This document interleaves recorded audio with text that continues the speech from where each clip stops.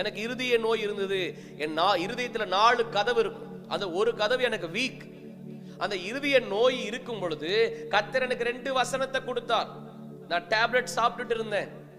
Diagnose பண்ணிட்டு tablet சாப்பிட்டுக்கிட்டு இருந்தேன்.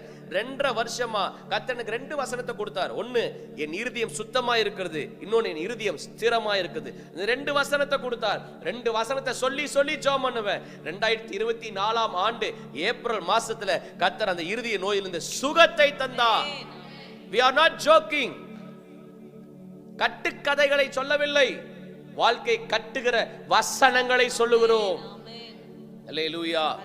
ஸ்கேன் ரிப்போர்ட்ல ஹார்ட்ல பால்பிலேஷன் இருக்கு, ஹார்ட்ல ஒரு டோர் வீக் இருக்குன்னு சொல்லி ஸ்கேன் இருக்கு.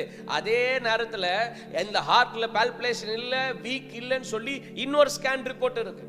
இந்த ஸ்கேன் ரிப்போர்ட்டின் படி இத்தனை வருஷம் மருந்து சாப்பிட்டு இருக்கிறேன், இந்த ஸ்கேன் ரிப்போர்ட் மாதிரி மருந்து சாப்பிடாதன்னு அட்வைஸும் இருக்குது. அல்லேலூயா.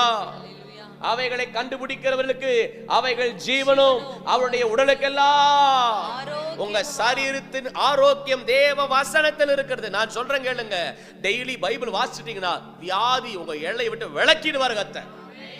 சங்கீதம் 107:20. ஹல்லேலூயா. உங்க சரீரம் சுகமாகும்.